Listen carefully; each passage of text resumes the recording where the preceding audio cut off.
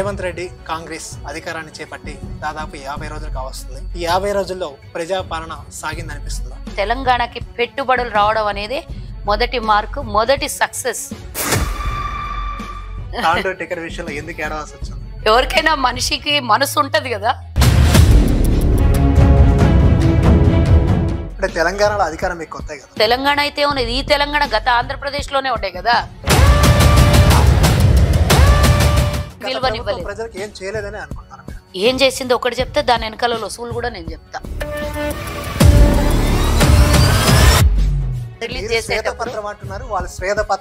అవును, సంపద సృష్టించామంటున్నారు, అది తెలంగాణ ప్రజలకు పంచుతున్నాం అంటున్నారు. బీఆర్ఎస్ చేసినటువంటి అప్పుల చిట్టాన్ని మొత్తం 9.5 సంవత్సరాల్లో ఈ రోజు బినామీల పేర్ల మీద మార్చి కబ్జా చేసినటువంటి 5 లక్షల కోట్ల రూపాయలు.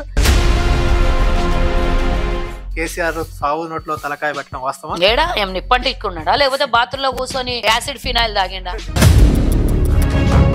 సో అదానిని గతంలో మీరు ఎన్నో విమర్శలు చేశారు, ఇప్పుడు మళ్ళీ అదానినే పెట్టుబడులు తీసుకొస్తున్నారు, ఏంటి రీజన్? మేము పెట్టుబడి పెట్టిస్తున్నాం.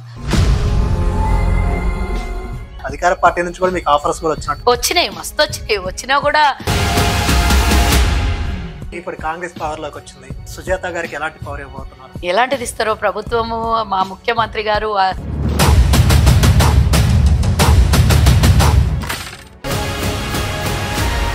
కాంగ్రెస్ రాజకీయాల్లో ఆమె ఒక ఫైర్ బ్రాండ్. ప్రత్యర్థులను విమర్శించడంలో ఆమెది ఒక ట్రెండ్. పార్టీ పట్ల ఆమె డెడికేషన్ ఎందరికో ఇన్స్పిరేషన్. ఆమె టీపీసీసీ సీనియర్ అధికార ప్రతినిధి కాల్వ సుజాత గారు. ఆమె అడిగి రేవంత్ రెడ్డి పాలన, ప్రస్తుత రాజకీయాల గురించి మరిన్ని విశేషాలు తెలుసుకుందాం. నమస్తే మేడం. రేవంత్ రెడ్డి కాంగ్రెస్ అధికారాన్ని చేపట్టి దాదాపు 50 రోజులు కావస్తుంది. ఈ 50 రోజుల్లో ప్రజాపాలన సాగిందనిపిస్తుందా? నమస్తే. ఫస్ట్ ఆఫ్ ఆల్ మీ ఛానల్కి నేను ఫస్ట్ టైం రావడము, మీ ఛానల్ కూడా దినదిన అభివృద్ధి చెందాలని కోరుకుంటూ, మరి నూతన సంవత్సరం అయిపోయింది, సంక్రాంతి కూడా అయిపోయింది.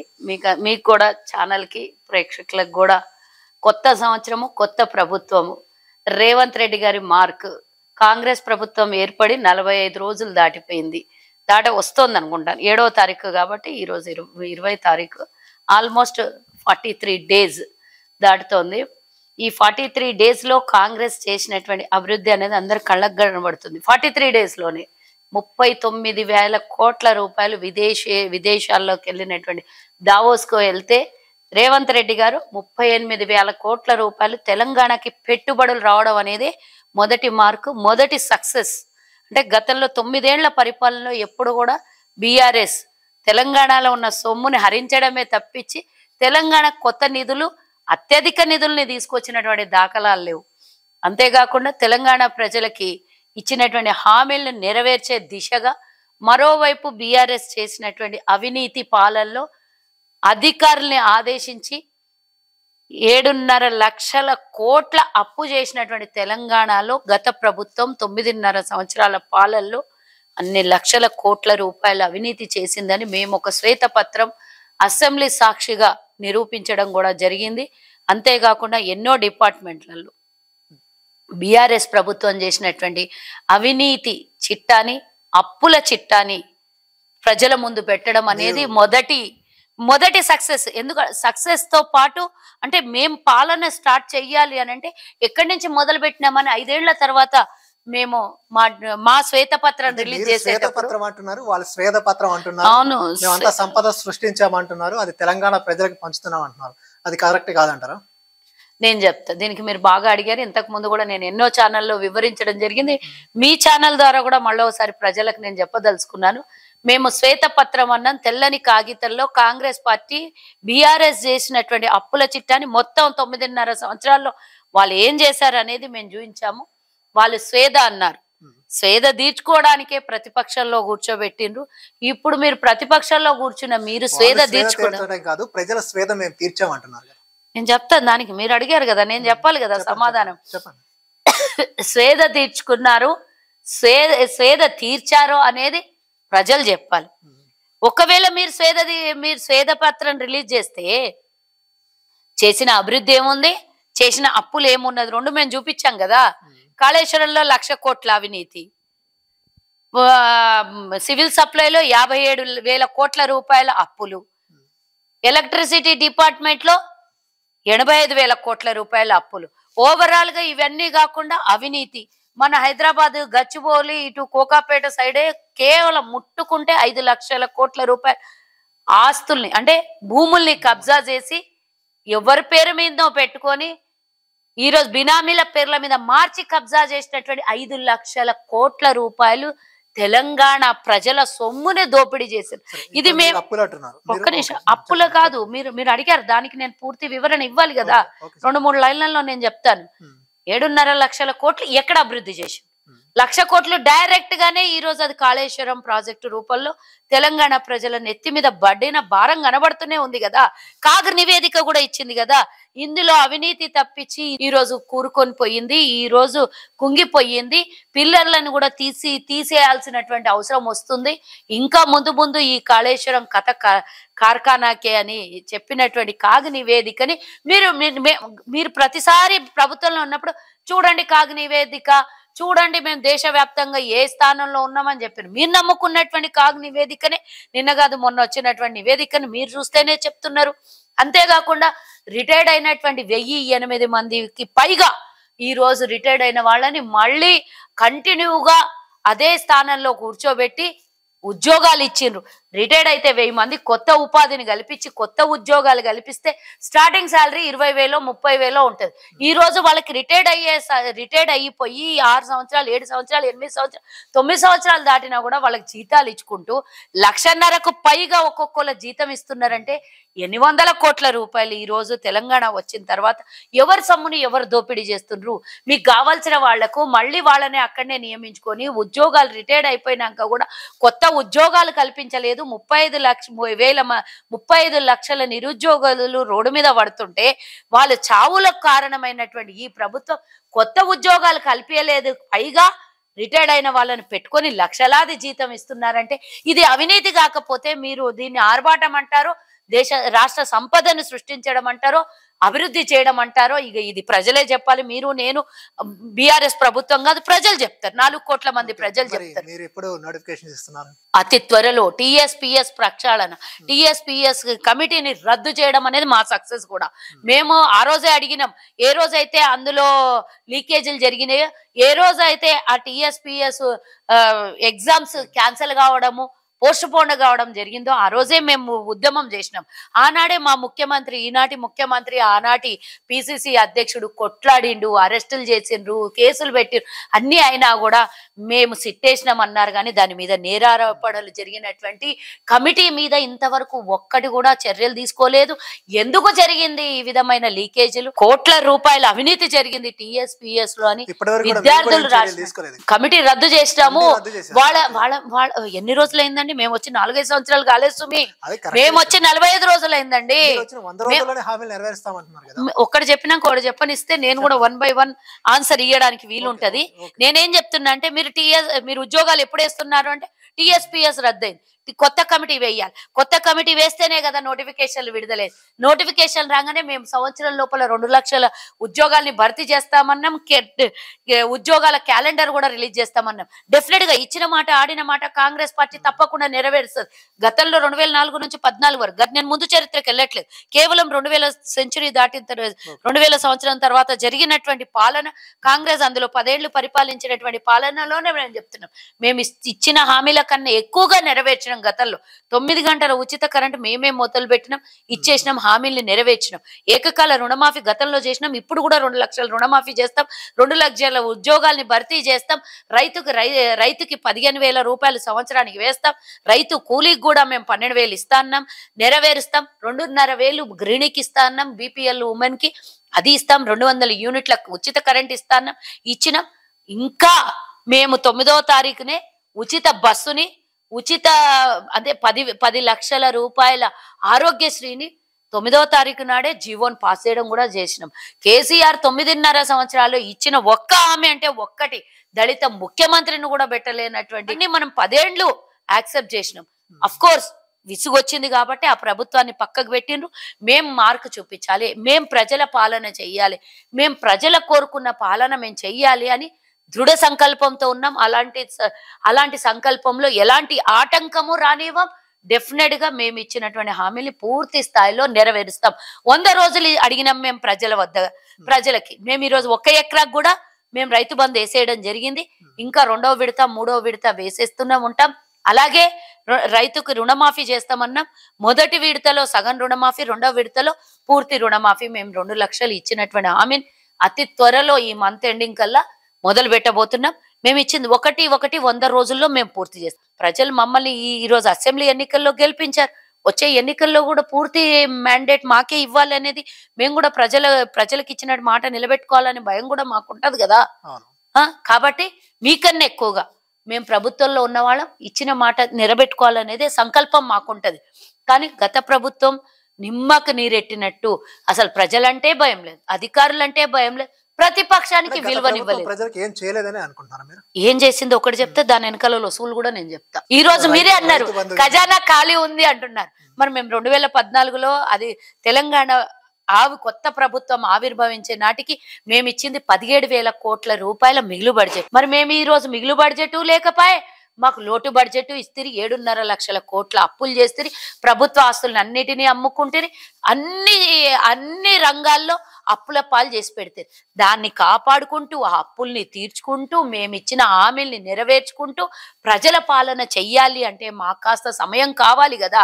మేము అనుకున్న దానికన్నా 100 రెట్లు అత్యధికంగా తెలంగాణ ప్రభుత్వం లొసుగుల్లో, అప్పుల్లో, అవినీతిలో కూరుకొని పోయి ఉన్నది.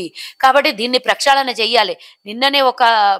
నిన్ననే తీసినటువంటిది ఇందాక నేను చెప్తే కదా, 1000 మందికి పైగా, ఇంకా ఎన్ని వెళ్తాయో ఇప్పటికే ఒక్క రోజు దాని మీద విచారణ జరిపితే 1000 మందికి పైగా రిటైర్డ్ అయిన ఉద్యోగస్తుల్ని పెట్టుకోవడం వల్ల దాని 1000 మందికి ఇచ్చే జాగల ఒక 5,000 మందికి కనీసం అక్కడ ఉద్యోగాల్ని కల్పిస్తుంటాం కదా మనం. ఎందుకు రిటైర్డ్ అధికారులను పెట్టుకోవడం? మీరు చెప్పండి ఎందుకోసము అంటే, మీరు పోతూ వాళ్ళు రిటైర్డ్ అయిన వాళ్ళ మీద ఎలాంటి చర్యలు ఉండవు కాబట్టి, ఉన్నవాళ్ళు మా చేతుల్లో ఉంటారు కాబట్టి వాళ్ళకే పోతే తెలంగాణ ఖజానానే ఖాళీ అయింది, ప్రజల సొమ్ము ఖాళీ, ప్రజల మీదనే అప్పు పడుతుంది, మాకు కావాల్సింది మేము దోచుకుంటామని వాళ్ళని పెట్టుకోవడం తప్పించి ఇంకే ఉన్నది? ఆ వినోద్ రావుకు సంబంధించినటువంటి బంధువు అసలు కనీసం ఎగ్జామ్ కూడా రాయలేదు, కనీసం ఎలాంటి ఏమంటారు ఎంట్రన్స్ టెస్ట్ కూడా రాయకుండా 1,50,000కు పైగా జీతం ఇచ్చేసి ఇంట్లో కూర్చోబెట్టి జీతం ఇస్తున్నారంటే ఇంతకన్నా పెద్ద సోద్యం ఏముందమ్మా? టీఎస్పీఎస్సీలో మీరు తీసుకొచ్చే మార్పులు ఏముంటే సక్రమంగా ఎగ్జామ్ నిర్వహించడము, దాంట్లో ఉద్యోగాలు కల్పించడము, సక్రమమైన మార్గము, అవినీతి లేనటువంటి ఉద్యోగాల్ని కల్పించడం. ఎవరి చుట్టమో, ఎవరి బంధువో, ఎవరికి తెలిసినోడుకో ఉద్యోగాలు అందులో ఎవరు కూడా గత ప్రభుత్వం చేసిన, అంతకుముందు ఎవరు కూడా అలాంటివి చేయలేదు. కానీ ఈసారే మనం తెలంగాణ కోరుకొని తెచ్చుకున్న తర్వాత నీళ్లు నిధులు నియామకాలను ట్యాగ్ లైన్ పెట్టుకొని తెచ్చుకుంటే అందులో ఉద్యోగాలే అవినీతిమయమైపోయినాయి. ఆ ఉద్యోగాలు మనం ఇస్తామన్నాం, మరి మేము అదే చెప్తున్నాం. అలాంటిది ఎలాంటిది కూడా లేకుండా, బంధు ప్రీతి లేకుండా, ఎలాంటి ఎవరి కూడా ప్రీతి లేకుండా స్వచ్ఛందంగా దానికి అటానమస్ బాడీ, దానికి సక్రమమైన మార్గంలో ఉద్యోగాల కోసం ఎగ్జామ్లు గ్రూప్ 1, గ్రూప్ 2, గ్రూప్ 3 స్వచ్ఛందంగా నిర్వహించబడతాయి. దాంట్లో ఎలాంటి ప్రభుత్వ ప్రమేయం లేకుండా జరుగుతుంది డెఫినెట్ గా.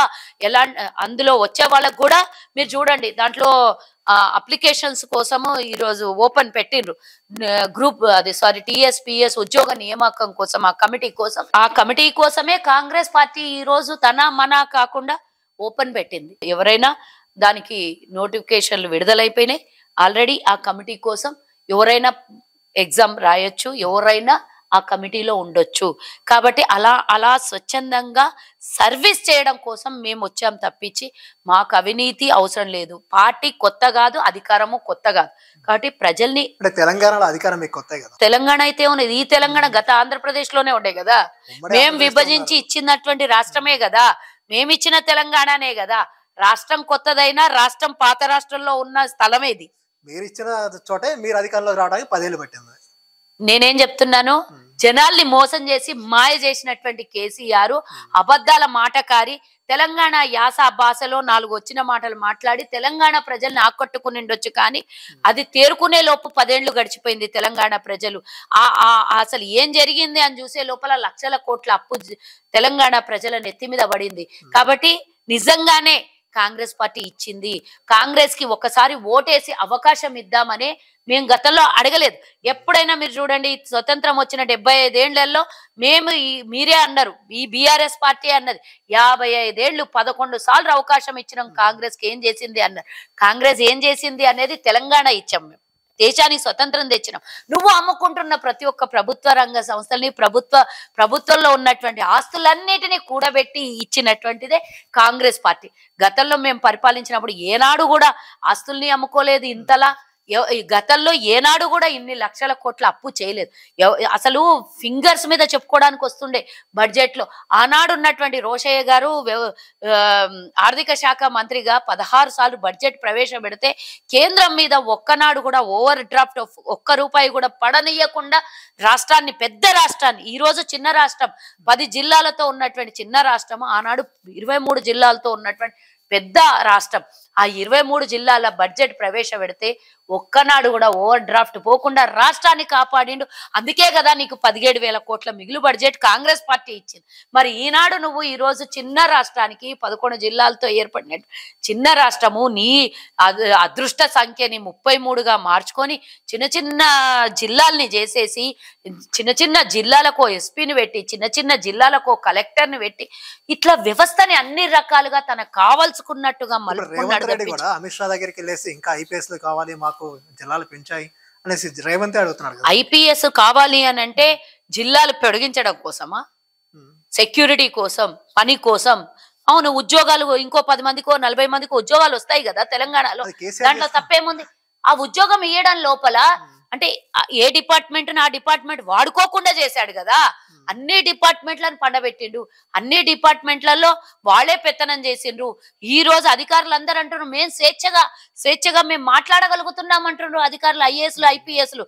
ఆనాడు అవహేళన చేసి వాళ్ళు ఏదైనా సలహా ఇవ్వడానికి పోతే చెప్పనీయకుండా ఏదో ఒక మాట అంటే వాళ్ళు సిగ్గుపడి మేము సలహాలు ఇవ్వడమే మానుకొని అసలు మేము చదువుకున్న విద్యకి కానీ మాకున్నటువంటి క్యాడర్ అసలు వాల్యూ ఉన్నదా అని మర్చిపోయి 10 ఏళ్ళు అయింది అనుకున్నారంట వాళ్ళు.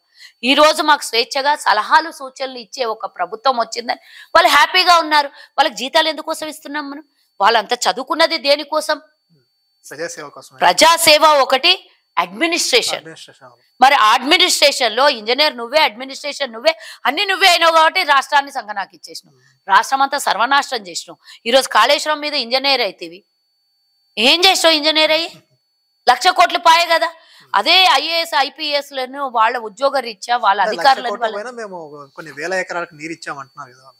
వేల ఎకరాలేనా? 1,00,000 కోట్లు పెట్టి 1000 ఎకరాలు సరిపోతుందా? 1,00,000 ఎకరాలకు నీరు అందలేదు. పైగా ప్రతి ఎకరాకి 25,000కు పైగా ఖర్చు అవుతుంది. ఇప్పుడు కాళేశ్వరం నీళ్లు అందితే ఆ భారం ఎవరి మీద పడుతుంది? రైతు మీదనా, ప్రభుత్వం మీదనా? ఎందుకు పడాలి ఈ భారము? ఒక్కసారి వాళ్ళు చేసింది అల్లా అప్పులు, దాని మీద భారం. ఆ వడ్డీలు కట్టడానికే మనం ఈరోజు ఖజానా అంతా ఖాళీ చేయాల్సి వస్తుంది. 8,000 కోట్లు వడ్డీలు కట్టాలి. ఎంత హింస తెలంగాణ ప్రజలకి. అసలు నువ్వేం చేసినావు, నేనేం చేసినా? మన నెత్తి మీద ఎందుకు ఈరోజు 2 లక్షల అప్పు ఉంది మన నెత్తి మీద? మనం ఏమన్నా నడవడానికి రోడ్డు మీద మన వాహనాలు తిరగడానికి రోడ్ ట్యాక్స్ కడతలేమా? మనం కొనుక్కున్న ప్రతి వస్తువుకు ట్యాక్స్ కట్టట్లేదా? మనం చదువుకున్న ప్రతి విద్యా సంస్థకు మనం ఫీజులు కట్టట్లేదా? మనం చేస్తున్న ఉద్యోగంలో ప్రభుత్వానికి ట్యాక్సులు కట్టట్లేదా? మనం చేస్తున్న వ్యాపారంలో ప్రభుత్వానికి మనం ట్యాక్సులు కట్టట్లేదు. ఇవన్నీ కట్టుకుంటూ మళ్ళీ ప్రభుత్వం చేసిన అప్పు మనం ఎందుకు భారం మొయ్యాలి? ఇది కదా తెలంగాణ ప్రజలకు చేసినటువంటి మోసం. నువ్వు కాదా 2 లక్షలు ప్రతి ఇంట్లో ఉన్నటువంటి ప్రతి మనిషికి 2 లక్షల అప్పు నెత్తి మీద పెట్టిను. ఎందుకు భరించాలి మేము? నువ్వు చేసిన అప్పు మేరేం ఎందుకు భరించాలి? నువ్వు కాళేశ్వరం అని నీ సొంత ఇంజనీరింగ్ వ్యవస్థతోనే ఆ 1,00,000 కోట్ల రూపాయల భారం మా నెత్తి మీద పడింది కదా. ఈరోజు మేమెందుకు భరించాలి? అది నువ్వు చేసినప్పుడు మేమెందుకు భరించాలి? సరే నువ్వు అభివృద్ధి చేస్తే దానివల్ల నాకు రూపాయి లాభం వస్తుందంటే నేను భరిస్తా. నాకు రూపాయి బదులు 3 రూపాయలు నేను చేత్తో నుంచి అప్పు భారం కడుతున్నా అంటే నేనెందుకు భరించాలి? ఇప్పుడు మీరు ఇచ్చిన హామీలతో ఇంకా ఇంతకన్నా ఎక్కువ అప్పులు చేయాల్సి వస్తుంది కదా. అది హామీలు, అది మేము సొంత ఆలోచనలతో చేస్తున్నటువంటి ప్రాజెక్టులు కాదు. మేము ఆనాడు కట్టినటువంటి నాగార్జున సాగరు, భీమా, నెట్టెంపాడు, కోయిల్ సాగరు, లేదు అంటే శ్రీశైలం ప్రాజెక్టులు ఇన్ని కట్టినాం. ఏమన్నా ఇట్లా జరిగిందా చెప్పండి? జరిగిందా? ఒక్కటి చూపియండి. ఒక్కటి. ఈ రోజు ఇంత టెక్నాలజీ పెరిగింది, ఈ రోజు ఇంత విద్య పెరిగింది, ఈ రోజు ఇంత 50 ఏళ్ల క్రితంగా కట్టిన ప్రాజెక్టుల గురించి చెప్తున్నారు కానీ గత 20 ఏళ్లలో కట్టిన ఒక్కటి చెప్పట్లేదు. ఏం కట్టలేదు మేము? ఇప్పుడు నాగార్జున సాగర్ గానీ శ్రీశైలం గానీ ఎప్పుడో కట్టిన వాటి గురించి మేము ప్రాణహిత చెవేళ్ళ ఆల్రెడీ ఒక 30% కన్నా ఎక్కువగా వర్క్ అయిపోయింది. 20 ఏళ్ల కింద అంటే మేమున్న 10 ఏళ్లలో నాగార్జున ప్రాణహిత చెవేళ్ళ మొదలు పెట్టినాం. తర్వాత మా ప్రభుత్వం రాజశేఖర్ రెడ్డి గారు చనిపోవడము, ప్రభుత్వం పడిపోవడము, కొత్త ప్రభుత్వం రావడము, అందులో 4 ఏళ్లు తెలంగాణ యాజిటేషన్ లోనే ఉండడము, ఇవన్నీ జరిగినాయి కదా. అప్పుడు కొత్తగా ఏదన్నా చేయడానికి అవకాశం ఉండేనా? అయినా కానీ 1,35,000 ఉద్యోగాల్ని భర్తీ చేసింది. అంత యాజిటేషన్ ఉంటే కూడా కిరణ్ కుమార్ రెడ్డి హయాంలో మేము చేసినటువంటి ప్రాణహిత చెవేళ్ళ ఏ ఉద్యోగాలు అంటే ఉద్యోగ కిరణాలు అని ఇచ్చారు, ఎలాంటి ఉద్యోగాలు ఇచ్చారు అనే విమర్శలు ఉన్నాయి కదా. రాజశేఖర్ రెడ్డి హయాంలో నేను ఎక్కువ చెప్పను, ఉడికిందని ఒక్క గింజ చెప్దాం.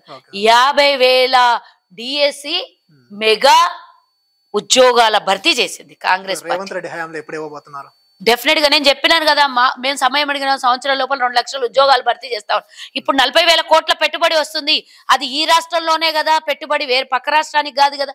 ఆ పెట్టుబడి ఏ రూపంలో? ఏదో ఒక సంస్థ అన్ని అంటే 35 మేము కేసీఆర్ చెప్పినట్లు అబద్ధాలు చెప్పలేదు, మేము కేసీఆర్ చెప్పినట్లు అంటే హామీలు ఇవ్వట్లేదు. ఏదైతే నెరవేర్చగలుగుతామో, ఏదైతే కరెక్టో అదే చెప్పినాం మేము. గానీ అబద్ధాల హామీలు, గాలిలో మేడలు, నీళ్ళ మీద రాతలు మేము చెప్పలేదు. 2 లక్షల ఉద్యోగాలు ప్రభుత్వ ఉద్యోగాలు కల్పిస్తాము. ఏదైతే రిటైర్ అయిందో ఆ ప్లేస్ లో కూడా ఇంకా భర్తీ చేస్తాం. కొత్త ఉద్యోగాలతో పాటు రిటైర్డ్ అయినాయి మీరు చూసి ఎన్నో సంస్థలలో ఎంప్లాయీస్ లేక పని చేయడానికి ఇబ్బంది అవుతున్నటువంటి ఎన్నో ప్రభుత్వ రంగ సంస్థల్లో కష్ట నష్టాలు ఉన్నాయి. అంతా ఉద్యోగాలు భర్తీ చేస్తే డెఫినెట్ గా సంస్థలు కూడా నిర్విరామ్యంగా నడుస్తాయి. ఈరోజు నేను చెప్తున్నా, మేమేం వాళ్ళ కాకమ్మ కథలు కట్టుకథలు చెప్పలేదు కదా. సంస్థలు వస్తాయి, కొత్త సంస్థలు వస్తాయి, ఉద్యోగాల భర్తీ అవుతుంది కదా. మనకు కావాల్సింది ఏంటి? ప్రతి మనిషి మొత్తానికి ఇంట్లో 4 ఉద్యోగస్తులు ఉంటే కనీసం అట్లీస్ట్ ఒక్కొనికన్నా కల్పించే బాధ్యత మనది కదా. ఒక ప్రభుత్వం పరంగా కొత్త సంస్థలు వస్తే కొత్త సంస్థలలో వేలాది మందికి ఉద్యోగాలు వస్తాయి కదా. మరి ఈ రోజు పెట్టుబడులు వస్తే ఇంకా ఉద్యోగాలు కావాల్సిందే కదా సంస్థలకి. ప్రతిసారి పెట్టుబడులు అంటున్నారు. 40,000 పెట్టుబడులు తీసుకొచ్చా అంటున్నారు. అందులో 12,000 కోట్లు దాదాపుగా అదాని నుంచే వస్తున్నాయి. 14,000 కోట్లు. సో అదానిని గతంలో మీరు ఎన్నో విమర్శలు చేశారు. ఇప్పుడు మళ్ళీ అదానినే పెట్టుబడులు తీసుకొస్తున్నారు. ఏంటి రీజన్ ఏంటి? డెఫినెట్ గా ఈ రోజు కూడా నేను అదానిని విమర్శిస్తా. మేము పెట్టుబడి పెట్టిస్తున్నాం, తెలంగాణలో ఉన్న సంపదని అమ్మేస్తలేం. తెలంగాణలో గత ప్రభుత్వం అలా చేయలేదా? గత ప్రభుత్వం కాదు, మేము బీజేపీ మీద అదాని మీద కొట్లాడింది పార్లమెంట్ లో. నేను చెప్పేది వినండి, వాళ్ళ భాష వాళ్ళ భావం వేరే. మేము చెప్పేది వాళ్ళకు వంగించి మెడలు వంచి తెలంగాణలో 14,000 కోట్లు. నేను చెప్పేది వినండి, మీరు క్వశ్చన్ అడిగారు, నేను ఆన్సర్ క్లారిటీ ఇయ్యనండి. ఈ రోజు రైల్వే సంస్థను అమ్మేసి అదాని కంపెనీకి ఇచ్చాడు, బొగ్గు కర్మాగారాలను అమ్మేసి అదానికి ఇచ్చాడు, ఎల్ఐసిని అమ్మేసి అదానికి ఇచ్చాడు. ప్రతి ఒక్కటి పోర్టు ఒక్కటేంది అన్ని సంస్థలు అమ్మేసి అదానికి ఇస్తున్నాడు. కానీ మేము అమ్మేసి ఇయ్యట్లేదు, ఆ డబ్బుని మేము తెలంగాణలో ఇన్వెస్ట్ చేస్తున్నాము. దీనికి దానికి చాలా తేడా ఉంది కదా. ఇన్వెస్ట్మెంట్ వేరు, సేల్ వేరు. సేల్ చేయడం వేరు, ఇన్వెస్ట్ చేయడం. ల్యాండ్స్ సంస్థకి ఇస్తాం, సంస్థకి రెంట్కి ఇస్తాం, మేము ఫ్రీలో ఇయ్యం కదా. అంటే ఎల్ఐసి అనేది స్థలమా? ఎల్ఐసి అనేది ఒక స్థలమా? నాకు చెప్పండి మీరు. ఎల్ఐసిలో షేర్స్ ఎందుకు అమ్మేశారు? మేము దానికోసం కొట్లాడాము. రైల్ ఎందుకు ప్రైవేటైజేషన్ చేసిండ్రు? అదేం ల్యాండా? అది ఎందుకు లేదు? అమ్మింది ఎవరికి? అమ్మింది ఓకే, ఆయన కొనుక్కున్నాడు. గవర్నమెంట్ ఎందుకు అమ్మాలి? ప్రభుత్వ రంగ సంస్థలు ప్రభుత్వం పనిచేయాలి, ప్రభుత్వమే నడిపియాలి. ప్రభుత్వం అంటే ఏంది? ప్రభుత్వంలో ఉన్న సంస్థలన్నీ ప్రభుత్వం నడిపితేనే ప్రజలకి. నేను ఒకటి చెప్తా. ఇప్పుడు ప్రైవేట్ రైల్వే ప్రైవేట్ చేసినావు, ప్రైవేట్ చేసేస్తే ఉద్యోగస్తులు ప్రైవేట్ వాళ్ళు అయిపోతారా, గవర్నమెంట్ వాళ్ళు అవుతారా? నాకు చెప్పు. ప్రైవేట్ అవుతారు. మరి అలాంటప్పుడు దాని మీద కొట్లాడదామా, లేకపోతే వాళ్ళు పెడుతున్నటువంటి ప్రైవేట్ సంస్థల గురించి మాట్లాడదామా? ఏదో ఒకటి చెప్పండి.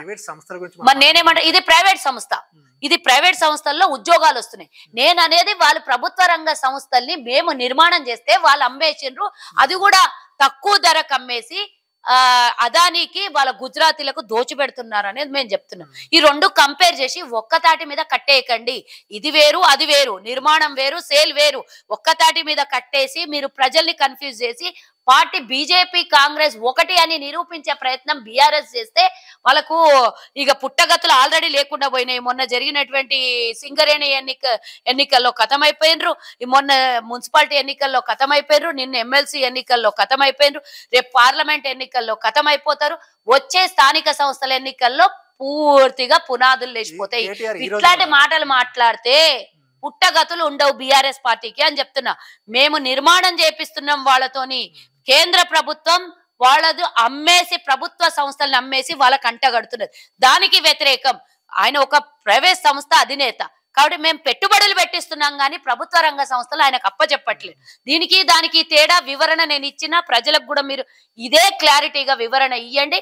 దీనికి దానికి పొంతన లేదు, ఇది వేరే అది వేరే. మేము అనేది ప్రభుత్వ రంగ సంస్థలు నమ్మేస్తే ఉద్యోగస్తుడు ప్రైవేట్ అయిపోతాడు.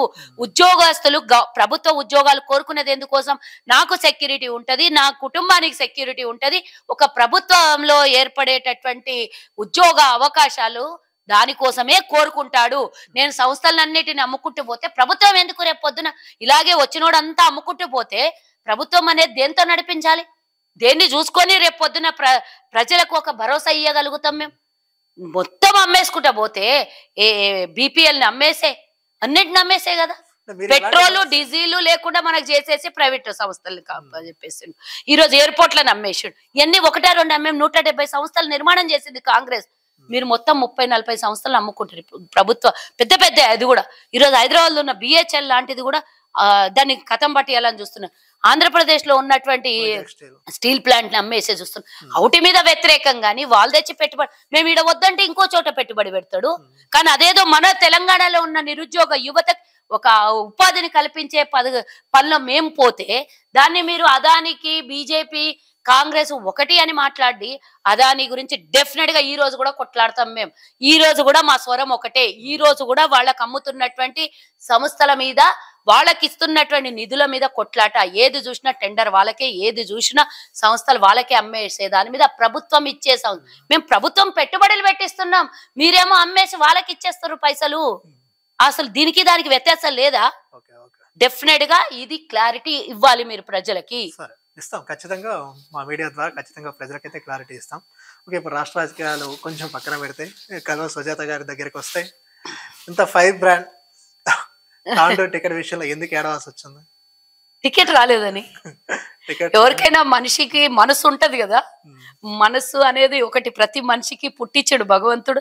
దానికో మనసు ఉంటది, దానికో ఒక అంటే కష్టాలు నష్టాలు బాధలు ప్రతి మనిషికి ఉంటాయి. ఎంత గట్టిగా మాట్లాడి ఏడుగు పట్టినా తనకంటూ ఒక వ్యక్తిత్వం ఉంటది, తనకంటూ ఒక క్లారిటీ ఉంటది, తనకంటూ ఒక గోల్ ఉంటది, తను ఒక డెస్టినేషన్ రీచ్ అవ్వాలని ఉంటది, తనకో ఏఎం ఉంటది. ఆ ఏఎం లో భాగమే ఎమ్మెల్యే కావాలని. ఏఎం మీన్స్ నేను రాజకీయ నాయకురాలిని కదా, డెస్టినేషన్ రీచ్ కావాలి. ఎవరైనా పాదయాత్ర చేస్తే డెస్టినేషన్ రీచ్ కావాలని అనుకుంటారు కదా, మధ్యలో ఆగిపోవాలని అనుకోరు.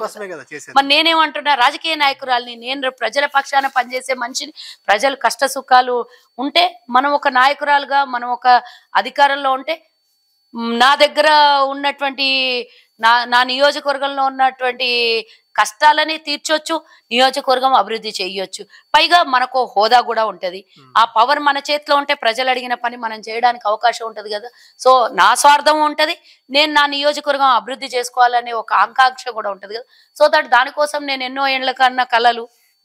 అది ఇప్పుడు కాంగ్రెస్ పవర్ లోకి వచ్చింది, సుజాత గారికి ఎలాంటి పవర్ ఇవ్వబోతున్నారు?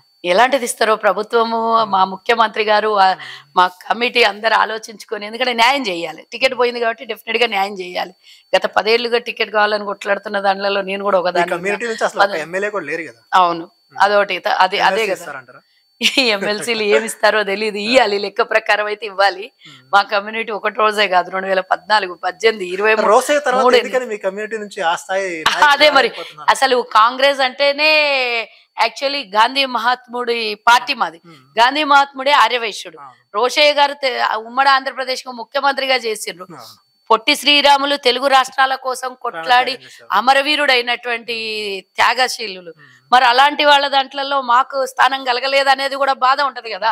అదే మా కమ్యూనిటీని ఎందుకు ఇగ్నోర్ చేశారనేదే బాధతో వచ్చినటువంటి ఏడుపు అనుకోండి, లేదా నా కమ్యూనిటీని పక్కకు పెట్టారా అనే బాధలో వచ్చినటువంటి. చూసుకుంటే ఒక నిజామాబాద్ అబ్బాయి తప్పితే ఇక్కడ కూడా అతను కూడా బీజేపీ లేదు లేదు. లాస్ట్ టైం వాళ్ళు బీజేపీ వాళ్ళు ఇచ్చారు, కాంగ్రెస్ ఇయ్యలేదు. 2014లో ఇయ్యలేదు, 18లో ఇయ్యలేదు, 23లో ఇయ్యలేదు, 2015 పార్లమెంట్ ఎన్నికల్లో ఒకటి కూడా ఇయ్యలేదు, 19 ఎన్నికల్లో ఇయ్యలేదు, ఇప్పుడు వచ్చే దాంట్లో కూడా ఇయ్యరు. అండ్ ఎందుకని అంటే సరే అప్పుడంటే లేకపోయినారు, ఇప్పుడు ఉన్నాను కదా, నేను ఉన్నాం కదా, అందుకే ఇయ్యలేదు అనేది బాధ నాది. మరి నేను ఉన్నాను, ఒకదాన్ని ఉన్నాను, ఒక మహిళగా నాకు ఇవ్వాల్సి ఉండే, ఇయ్యలేదు. ఏ ఈక్వేషన్ వల్ల ఇయ్యలేదు, సరే ఆ ఈక్వేషన్స్ వల్ల ఇయ్యలేదు. అధికారం రావాలి, మరి అక్కడ తట్టుకునే శక్తి ఉందా లేదా అనేది ఏ ఈక్వేషన్ అన్న అయ్యి ఉండొచ్చు. కానీ ఇప్పుడైనా సముచిత స్థానం కల్పిస్తారని, అడగకపోతే ఏడ్చారని మీరు ఎట్లా చెప్తున్నారు? మరి నేను అడిగితేనే ఏడ్చినట్టు కదా ఇప్పుడు. అది అంటే ఇప్పుడు అడగకపోతే మనసులో పెట్టుకుని వచ్చిన తర్వాత మా సామాజిక వర్గానికి చేస్తానన్నారు కదా, డెఫినెట్ గా చెయ్యాలి కదా. సామాజిక వర్గంలో ఉన్నదాని ఏకైక మహిళని కాంగ్రెస్ పార్టీలో నేను ఎక్కడ కూడా స్టేబుల్ గా ఉన్నా గానీ ఎప్పుడు కూడా అటు ఇటు ఇన్బ్యాలెన్స్డ్ గా బిహేవ్ చేయలేదు. ఎక్కడున్నా నా వాయిస్ ప్రతిపక్షంలో ఉన్నా కూడా అధికార పార్టీ కన్నా ఎక్కువగా నన్ను గుర్తించారు అంటే డెఫినెట్ గా మనం అనుకున్నటువంటి ఒక గోల్ అయితే నెరవేరుతున్నది. కాబట్టి అధికార పార్టీలో ఉన్న దానికన్నా ఎక్కువగా గౌరవం నాకు దక్కింది, అది చాలు కదా. నాకు పార్టీ ఇచ్చినటువంటి ఆ స్థాయి. అధికార పార్టీ నుంచి కూడా మీకు ఆఫర్స్ కూడా వచ్చినాయి, మస్తు వచ్చినాయి. వచ్చినా కూడా నేను అదే చెప్తున్నా కదా, ఎలాంటి దానికి కూడా థ్రెటెన్సీ కానీ ఆఫర్స్ కానీ దేనికి భయపడలేదు, దేనికి లొంగలేదు. ఎప్పుడో ఒక రోజు నా పార్టీ అధికారంలోకి వస్తది, నమ్మకం 100% ఉంది. 6 నెలల కింద ఏం రాదు అన్నోళ్ళకి నేను చెప్పిన బరాబర్ ఈసారి మేము గవర్నమెంట్ లో కూర్చుంటామని చెప్పి. ఎస్, నమ్మకం మాకున్నటువంటి ధైర్యము, మా నాయకుల మీద ఉన్నటువంటి నమ్మకం, ముఖ్యంగా తెలంగాణ ఇచ్చినాము. ఒక్కసారి తప్పితే మూడోసారి మేము తప్పము. డెఫినెట్ గా ఈ పరీక్షలో మేము విన్ అవుతాం అనేది మాకు నమ్మకం అనుకుంటుంది. కాంగ్రెస్ అసలు రేస్ లో లేదు. అసలు అంతగా ఎలా నమ్మారు మీరు? మీరు ఎక్కడన్నా నా వీడియోలు చూడండి, మేము అధికారంలోకి వస్తామనే చెప్పిన నేను.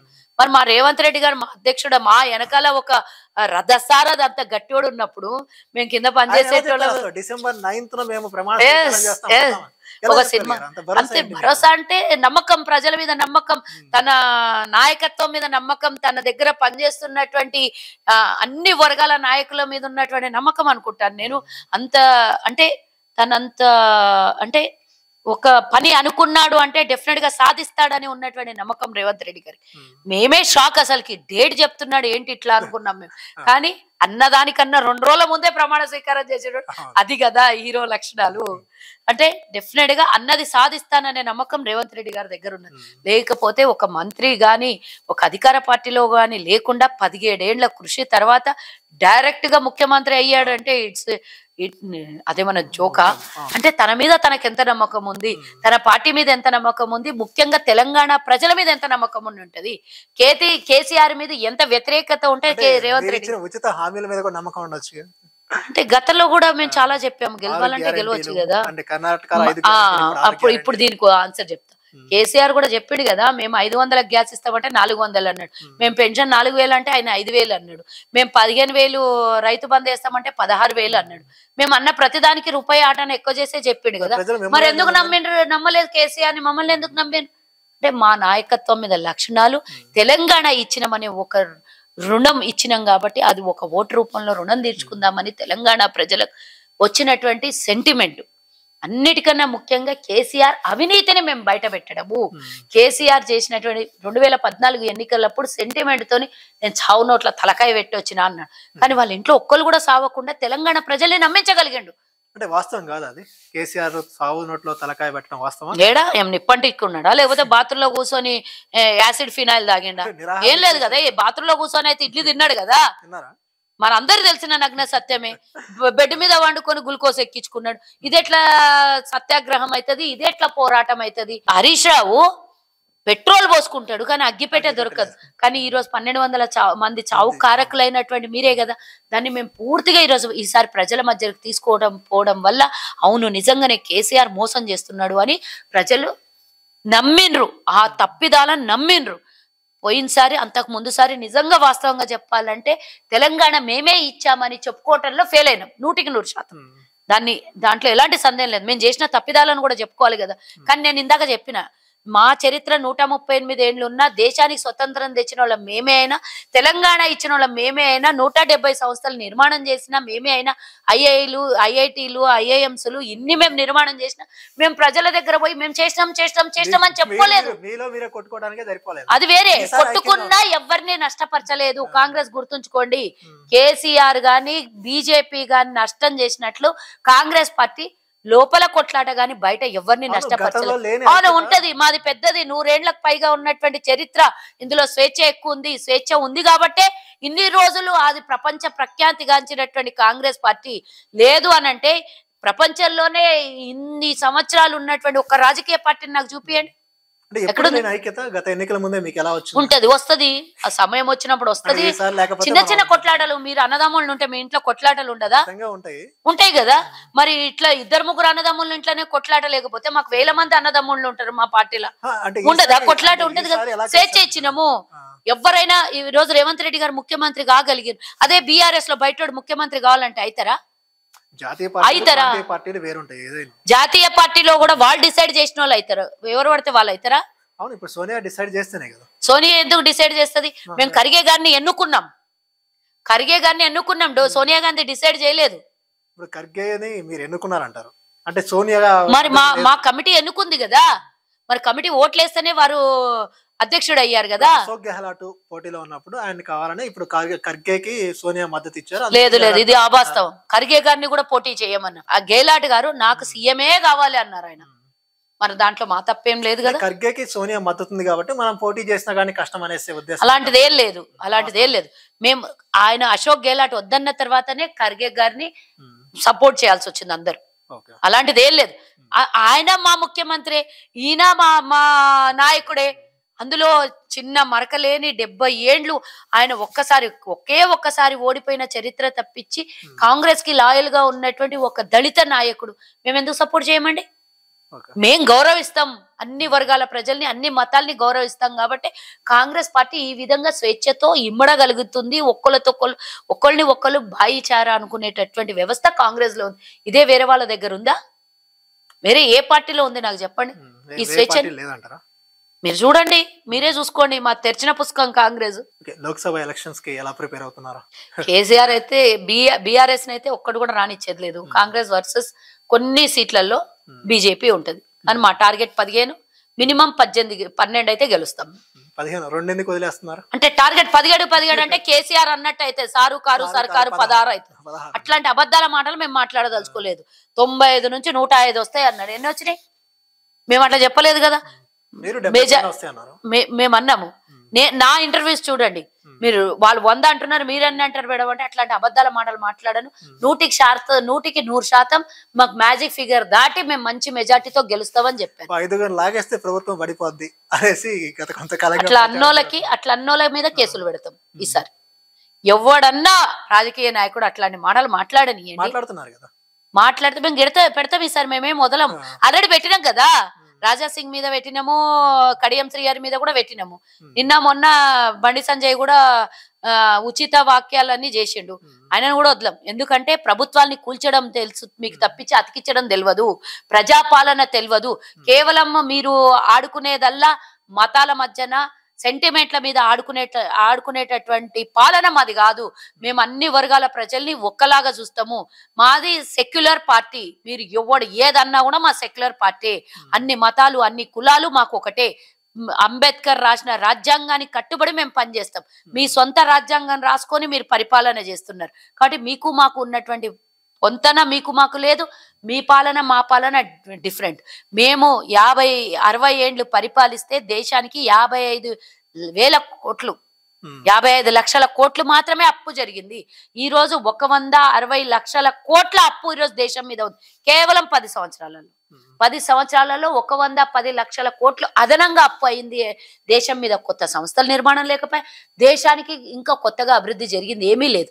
కానీ అయినా 100 లక్షల కోట్లు ఎక్కడ పోయినాయో ఎవరికి తెలియదు. అయినా జాతీయ స్థాయిలో జాతీయవాదం పేరుతో బీజేపీ అనేది లీడ్ లో ఉంటుంది. కాంగ్రెస్ దాన్ని క్యాష్ చేసుకోలేకపోతుంది.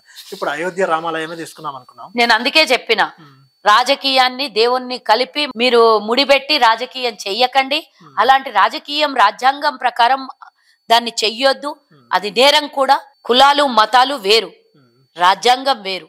దీనికి బీజేపీ ఎందుకు ఓన్ చేసుకొని దాన్ని ఈ రోజు రాజకీయం చేస్తుంది అనేది మా ప్రశ్న. దేవుడు అందరికి ఉన్నాడు. ఈ రోజు మీ హయాంలోనే కదా, కాంగ్రెస్ హయాంలోనే కొలిచారు. అయినా కానీ ఇప్పుడు కాంగ్రెస్ దాన్ని సెక్యులర్ ముసుగులో దాన్ని ఏమి యూజ్ చేసుకోలేకపోతుంది. బీజేపీ వచ్చేసి మెజారిటీ. మేము ఎప్పుడు కూడా చేసింది చెప్పలేదు. రామ మందిర శంకుస్థాపన చేసింది కాంగ్రెస్ పార్టీ, మీరు కాదయ్యా బాబు చేసింది. రాజీవ్ గాంధీ దానికి బీజం పోసిండు. రాజీవ్ గాంధీ దానికి శంకుస్థాపన. ఎందుకు మేము ఏది కూడా చెప్పలేదు. ఇందాకనే చెప్పలే కదా, తెలంగాణ ఇచ్చినామని చెప్పుకోవడం లోపలే మేము వెనకబడిపోయినాము అని. అంటే ఎప్పుడు తల్లి బిడ్డలకి అన్నం నేను 3 పూటల పెట్టినా తల్లి చెప్పుకోదు. ఇది మనకు నేను చెప్పేది, అడగైనా పెట్టదు కానీ ఆకలి అయితే 2 రోజులు అయినాక 3వ రోజు అయినా తల్లికి తెలుస్తుంది, పెడతది. కానీ మేము అదే చెప్పినాం కదా. మీరు అడిగితే బాబరీ మస్జిద్ ఒకటే ఏం కర్మ, మేము ఏఎంస్ కట్టినామని మేమే మర్చిపోయినాం, ట్రిపుల్ ఐటీలు తెచ్చినామని మేమే మర్చిపోయినాం, నాగార్జున సాగర్ శ్రీశైలం ప్రాజెక్టులు కట్టి వదిలేసినాం. పిల్లలకు గాని ఆస్తుల రూపంలో గాని ఇంకేదన్నా తన పిల్లల కన్న పిల్లలకి మనం ఏమన్నా చేసి పబ్లిక్ కు చెప్పుకోం కదా. ఇగో నా కొడుకుకు నేను చదివించినా, నా కొడుకుకు నేను అన్నం పెట్టినా, నా కొడుకుకి ఇంత ఆస్తి పెట్టినా. అవసరం వస్తే గింత ఆస్తుందని చెప్తారేమో గానీ దాన్ని పదే పొద్దుమూకులా నేను నా పిల్లలకు పెంచినా అదే నీ ధర్మం, అది నువ్వు చేయాల్సినటువంటి బాధ్యత. అది మాకు అధికారం ఇచ్చినప్పుడు మనం చేయాల్సినటువంటి బాధ్యత నెరవేర్చినాం. అంతేగాని 24 గంటలు డబ్బాలు కొట్టుకొని మేము చెప్పలేదు ఎక్కడ కూడా. ఇప్పుడు అవసరం వస్తుంది, ఇప్పుడు చెప్పాల్సి వస్తుంది.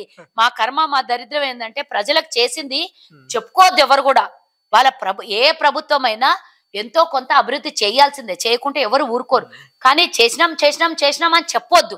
వాళ్ళని చూసిన తర్వాత మేము నేర్చుకుంటున్నాం. అరే మేము 170 సంస్థల్ని తెచ్చినామని ప్రజలకు కావాల్సినవన్నీ చేసినాం కానీ మేము చెప్పుకోలేదు ఏనాడు. వీళ్ళు అమ్ముతుంటే ఆ సంస్థ మేము తెచ్చినాం అని ఇప్పుడు చెప్పుకోవాల్సి వస్తుంది. ఆ దౌర్భాగ్యం ఇప్పుడు కల్పించారు వాళ్ళు.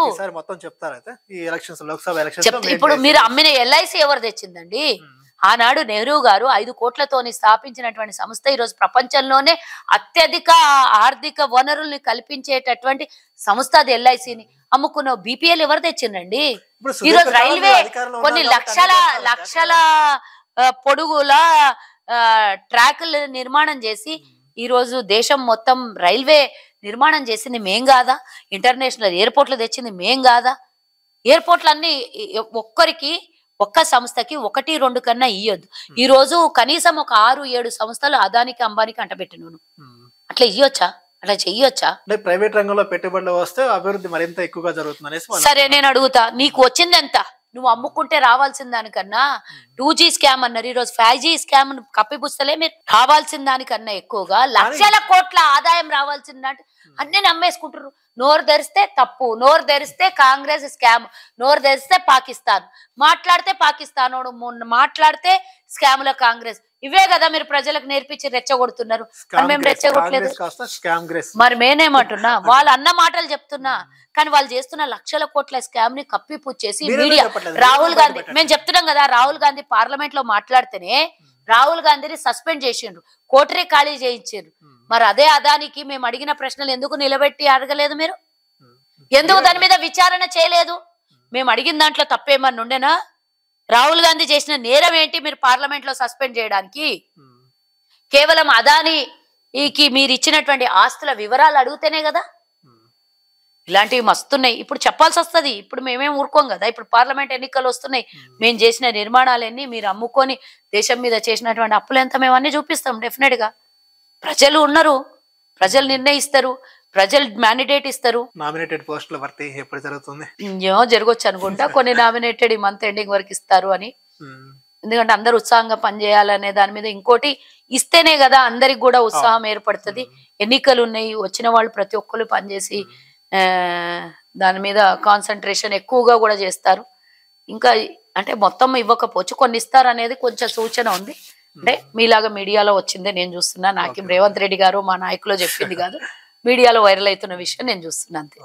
గత ప్రభుత్వంలో ఆర్టీసీ ఛార్జీల పెంపు మీద మీరు బస్సుల్లో మరి తిరిగి పోరాటం చేశారు. ఇప్పుడు ఉచిత బస్సులు, మహిళల స్పందన ఎలా ఉంది? మహిళల కళ్ళల్లో ఆనందం చూడాలనే కాంగ్రెస్ పార్టీ ఈ రోజు తీసుకొచ్చినటువంటి తొలి పథకం హామీని నెరవేర్చింది. కొంతమంది అక్కడక్కడ ఉండొచ్చు, కొంత విమర్శలు ఉండొచ్చు, కొంత వ్యతిరేకత ఉండొచ్చు, కానీ కొంత మేరకి ఇప్పుడు నేనేమంటున్నా, ఇవి ఉచితం అవసరం లేదు అన్నోళ్ళు దయచేసి మీరు నిజంగానే ప్రభుత్వానికి మేలు చేయాలనుకున్న వాళ్ళు టికెట్ కొట్టుకొని ప్రయాణం చేయండి, దాంట్లో ఎలాంటి సందేహం లేదు. అలాంటిది మేమేమి కట్టుబాట్లు కూడా పెట్టట్లేదు. మేమైతే ఉచితం ఇస్తున్నాం. ఒకటి ఉద్యోగాలకు పోయేటోళ్ళు, చిన్న చిన్న ఉద్యోగాలకు పోయేటోళ్ళు, కూలీలకు పోయేటోళ్ళు, విద్యార్థులు చదువుకోవడానికి పోయే వాళ్ళకి, పల్లె బస్సులలో దూర ప్రయాణం చేసే చిన్న చిన్న వ్యాపారస్తులు, ఇట్లా రకరకాలుగా చాలా ఆనందంగా ఉన్నారు కదా. 90% మహిళలు ఆనందపడ్డదానికి 10% వ్యతిరేకతకి చాలా తేడా ఉంది. 90% మెజార్టీ పీపుల్దే మనం కన్సిడర్ చేస్తాం కానీ 10% ఉన్నది కన్సిడర్ చేయం కదా. సో 90% మహిళలు హ్యాపీగా ఉన్నది మాకు ఇంపార్టెంట్. సో మేము ఇస్తామన్న హామీని నెరవేర్చినాము. డెఫినెట్ గా గ్యాస్ సిలిండర్లు అవన్నీ మేము చెప్పినాం కదా, 100 రోజుల లోపల అన్ని పూర్తయితే వన్ బై వన్ దాని మీద. ఇంకా 50 రోజులు ఉంది కదా, దాంట్లో ఏం వరి ఏం లేదు. ప్రజా పరిపాలన ద్వారా దరఖాస్తులు తీసుకుంది కాలయాపన కోసమే అనేసి ఒక విమర్శలు ఉన్నాయి. ఎవరది చెప్పింది? ఎవరన్నారు అది మాట? బీఆర్ఎస్ బీజేపీ వాళ్ళు అంటున్నారు కదా. వాళ్ళు మస్తు అంటారు. వాళ్ళకి 10 ఏళ్ళు కాలయాపన చేసిర్రు, రాష్ట్రాన్ని అడ్డం పెట్టుకొని 10 ఏళ్ళు దోపిడీ చేసిర్రు. మాకు 40 రోజులకే మీరు కాలయాపన అని అంటే మీరు 1000 రోజులలో చేస్తా అన్నారు కాబట్టి వాళ్ళు 40 రోజులకు అడుగుతున్నారు. లేదు మాకు ఇంత టైం ఇస్తే అనుకుంటే మేము 100 రోజులు అయినాక మీరు మాట్లాడండి కదా. ఇవన్నీ ముందు ఎందుకు తినబోతే ఎందుకు రుచి చూస్తుండ్రు? మేము వడ్డించినాక మొత్తం ఒకటేసారి విస్త్రాకులలో కూర్చొని రుచి చూసి కడుపు నిండా తిని లేవండి. దాని మీద నుంచి కొన్ని లక్షల దరఖాస్తులు వచ్చినాయి. వీటిని ఇంకో 50 లక్షలు కాదు, 1,25,00,000 దరఖాస్తులు వచ్చినాయి. 1,25,00,000 వచ్చినాయి. మరి 50 రోజుల్లో వాటి నుంచి అర్హుల్ని ఎంపిక చేయగలరా? చేస్తారు. దాని పని అది జరుగుతూనే ఉంది, దాంట్లో వరి లేదు. దాని మీద అధికారులు ఉన్నారు, దాని మీద పనిచేసే వాళ్ళు పనిచేస్తున్నారు, దాని మీద అన్ని రకాలుగా ఏ పని పనిచేస్తుంది. పొద్దున్నేసి లైవ్ పెట్టి చూపియం కదా దాని మీద పని జరుగుతుందా అని. ఎస్, జరుగుతూనే ఉంది. దాని మీద ప్రక్షాళన జరుగుతూనే ఉంది. కొత్త రేషన్ కార్డులు కూడా ఇస్తున్నాం. మేము చెప్పలేదు కొత్త రేషన్ కార్డులు ఇస్తామని, మేము పెట్టలేదు. 6 గ్యారంటీలతో పాటు నువ్వు 10 ఏళ్లలో ఒక్క కొత్త రేషన్ కార్డు కూడా ఇయ్యలేదు. మాకు మళ్ళీ రేషన్ కార్డులు ఇవ్వాలని ఆమె జాప్యం జరుగుతుందని కవిత మేడం వచ్చి మాట్లాడింది. మేము కొత్త రేషన్ కార్డులు కూడా ఇస్తున్నాం, అన్ని ఇస్తాం. ఎవరు అర్హులైతే వాళ్ళకే డెఫినెట్ గా పథకాలు అందుతాయి. అడ్డగోలుగా బెంచ్ కార్లు వేసుకొని వచ్చి అడ్డగోలుగా 100 ఎకరాలు ఉన్నోనికి కాంగ్రెస్ పార్టీ రైతు బంధు ఇయ్యం, డెఫినెట్ గా ఇయ్యం. ఎందుకు ఇస్తాం? నేనే వద్దంటున్నా. మా ప్రభుత్వం చెప్పకపోయినా నాలాంటి వాళ్ళు గతంలో మేము వాదించినాం. ఎందుకయ్యా నువ్వు బెంచ్ కార్ వేసుకొని అమెరికాలోనో లండన్ లోనో ప్యారిస్ లోనో ఉండే నీ 500 ఎకరాలకి 1000 ఎకరాలకి రైతు బంధు ఎందుకు? అదేదో 1 ఎకరం ఉన్నోనికి 1000 మందికి అందుతుంది కదా. అర్హులను తగ్గిద్దామని ఆలోచన మేము ఎప్పుడో చెప్పినాం. మేము దానికి వ్యతిరేకమనే చెప్పినాం. దాన్ని హర్షించే ఎవ్వరు కూడా హర్షించలేదు. రేషన్ కార్డు కూడా అర్హత ఏం పెట్టాలనుకుంటున్నారు? అదంతా మళ్ళీ చెప్తారు కదా, ప్రభుత్వం చెప్తుంది. నేను చెప్పి ఇప్పుడు మేము అధికారంలో ఉన్నాం, తప్పుడు మాటలు మాట్లాడి ఏదన్నా అంటే తెలియని మాటలు, తప్పుడు కాదు తెలియని మాటలు మాట్లాడి ఏ రకంగా అర్హత అనేది వాళ్ళు డిక్లేర్ చేసేటప్పుడు చెప్తారు. కాబట్టి కండిషన్స్ అప్లై చెప్తారు, ఆ రోజు మనం మాట్లాడదాం. మళ్ళీ దాని మీద ఏమన్నా అడుగుతుంటే అడుగుదురు కానీ అంటే నేను కూడా ఏమంటున్నా అంటే రేషన్ కూడా సొంతంగా కోట్ల రూపాయలు ఉండి కూడా రేషన్ తీసుకొని ఆ బియ్యం కూడా చాలా మంది లక్షలాది మంది అవసరం లేని వాళ్ళు తీసుకోవడము. అర్హులైన వాళ్ళకే ఉద్యోగాలను కల్పిద్దాం, అర్హులైన వాళ్ళకే పథకాలను అందిస్తాం. తెలంగాణ ప్రజలు సుభిక్షంగా ఉండాలి అంటే డెఫినెట్ గా అన్ని పథకాలు సక్రమంగా జరగాలి. మా ప్రజాపాలన ఈ రోజు 47 రోజుల తర్వాత ప్రజలే ఈ రోజు రేవంత్ రెడ్డి గారిని ఒకే ఒక్కడు సినిమాలాగా అర్జున్ సినిమాలో ఎట్లా ఉందో ఆ విధంగా పాలన ఉంది అనేది గొప్పగా ప్రజలు చెప్తున్న మాట, ఇది నా మాట కాదు. కాబట్టి ఈ 5 సంవత్సరాలు పూర్తి స్థాయిలో నిజమైన ప్రభుత్వ ప్రజాపాలన నడవాలని మీరు దీవించండి. ప్రతిపక్షంలో ఉన్న నాయకులు మాకు సలహాలు సూచనలు ఇవ్వండి, వినడానికి మేము రెడీగా ఉన్నాం. ఇదే అసెంబ్లీలో మీరు మాకు గతంలో ఎన్నడూ కూడా 10 ఏళ్ళు అంత అవకాశం ఇవ్వలేదు. మొదటి అసెంబ్లీలోనే మేము గంటలకు గంటలు రోజులకు రోజు మీకు అవకాశం ఇస్తాం కూడా. మాకు సలహాలు సూచనలే కావాలి. మేము ఏదైనా తప్పు చేస్తుంటే మీరు సలహాలు సూచనలు ఇస్తేనే కదా మంచిగా జరిగేది పాలన. కాబట్టి మేము ప్రతిపక్షం ఉండొద్దని కోరుకోవట్లేదు, ప్రతిపక్షం ఉండాలి, ప్రశ్నించాలి, సలహాలు ఇవ్వాలి, మేము అదే కోరుకుంటున్నాం. ఓకే మేడం, చాలా విషయాలు పంచుకున్నారు, ధన్యవాదాలు. ఈ వీడియో మీకు నచ్చినట్టయితే లైక్ చేయండి, షేర్ చేయండి, కామెంట్ చేయండి, సబ్స్క్రైబ్ చేయండి.